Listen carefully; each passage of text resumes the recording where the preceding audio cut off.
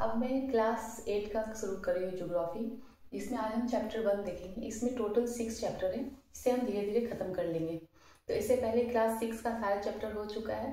उसके बाद क्लास 7 का वो मेरे स्टडी विद टिया के चैनल में प्लेलिस्ट में जाकर के आपको मिल जाएगा। तो ये सब ज्योग्राफी चल रहा है अभी। तो आज क्लास 8 का, इसका नाम है रिसोर्सेज। हम देखेंगे रिसोर्सेज क्या होता है इस वाले चैप्टर में। इस चैप्टर में जो मेन बात है वो मैं इसमें समझा दूंगी आपको, और ये आपका चैप्टर कवर हो जाएगा बहुत कम टाइम में। तो इसमें जो है रिसोर्सेज चैप्टर, इसमें सबसे पहले लिखा हुआ है यूटिलिटी और यूजिबिलिटी। ये दोनों क्या होता है? तो यूटिलिटी का मतलब क्या होता है कि मेक सब्सटेंस टू रिसोर्सेज, मतलब कोई चीज़ तब तक रिसोर्स नहीं बन पाता है जब तक मेरा उसका यूज का कोई सामान नहीं है।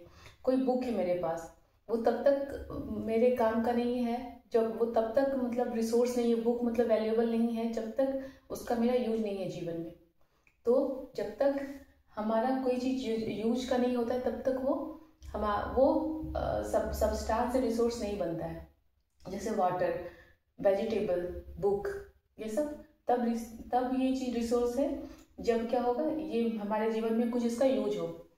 पहला क्या है? यूज। रिसोर्स बनने के लिए पहला चीज क्या है? यूज। दूसरा है वैल्यू।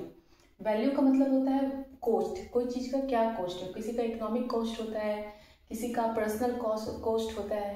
जैसे मेरे घर में घर का खाना होता है, हम उसको कुछ वैल्यू नहीं देते हैं, पर अगर मार्केट में रखा जाए तो उसका बहुत वैल्यूएबल होगा। बहुत लोग आएंगे उसको ये करने के लिए। घर का खाना है तो फेंक देंगे, मन नहीं है खाने का। तो उसका वैल्यू भी होता है अलग अलग, इकोनॉमिक पॉइंट ऑफ व्यू से, पर्सनल पॉइंट ऑफ व्यू से। तो ये होता है वैल्यू। फिर पेटेंट, ये सब एनसीईआरटी का टर्म है।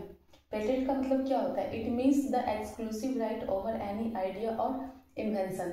मतलब अगर हम कोई चीज़ का इन्वेंट करते हैं, जैसे कि मैं कोई अचार का इन्वेंट करती हूँ तो उसमें मेरा पेटेंट राइट है। अगर वो मार्केट में बिकता है तो मेरे वैल्यू के अनुसार, अगर वैसा कोई और बना दे तो ये गलत, मेरे लिए नाइंसाफी होगा। इसीलिए पेटेंट दिया जाता है। मुझे उस अचार का पेटेंट मिल जाएगा, टैग मिल जाएगा कि मैं उसकी डिस्कवर हूँ। इसे पेटेंट बोलते हैं। एक्सक्लूसिव राइट, उसको मेरा हक है। टाइम्स एंड टेक्नोलॉजी, नेक्स्ट है 4th point, times and technology. Substance to resource, मतलब किसी भी चीज को सब्सटेंस से रिसोर्स बनने के लिए क्या उसमें ऐड करना होगा?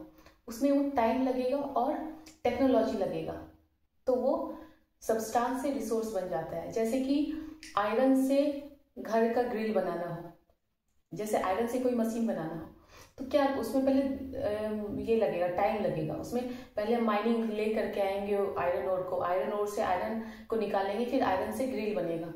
उसी तरह उसमें क्या लगा? टेक्नोलॉजी लगा, माइनिंग का टेक्नोलॉजी लगा, फिर आयरन से ग्रिल बनाने का टेक्नोलॉजी लगा। टाइम और टेक्नोलॉजी, दो चीज से क्या बन जाता है? सब्सटेंस, रिसोर्स बन जाता है। पहले चीज यूज होना चाहिए, नीड होना चाहिए, टाइम होना चाहिए और टेक्नोलॉजी होना चाहिए कोई भी सब्सटेंस को रिसोर्स बनने के लिए। फिर देखो, people themselves are the most important resource. It is their idea, knowledge, invention and discovery that lead to creation more resource. मतलब ह्यूमन खुद में एक रिसोर्स है जिससे कि वो टेक्नोलॉजी, आइडिया और डिस्कवरी कर पाता है। कोई भी चीज को इंसान सोच पाया कि अगर आयरन ओर है तो उससे हम आयरन एक्सट्रैक्ट करके उसका बहुत सारा रेलवे बना सकते हैं, ब्रिजेस बना सकते हैं, जीवन में उपयोग कर सकते हैं।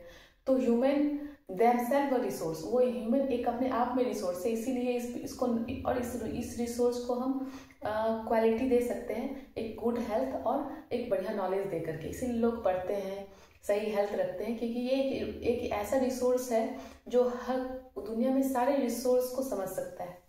तो human themselves a resource. Next है टाइप ऑफ रिसोर्सेज। कितने तरीके के रिसोर्स होते हैं? नेचुरल रिसोर्स, ह्यूमन रिसोर्स और ह्यूमन तो देमसेल्फ रिसोर्स है। तो हम लोग पहले नेचुरल रिसोर्स पढ़ेंगे, फिर ह्यूमन मेड रिसोर्स और ह्यूमन रिसोर्स। तो हम ये सब एक एक करके डिस्कस करेंगे अभी तो थोड़ी देर में।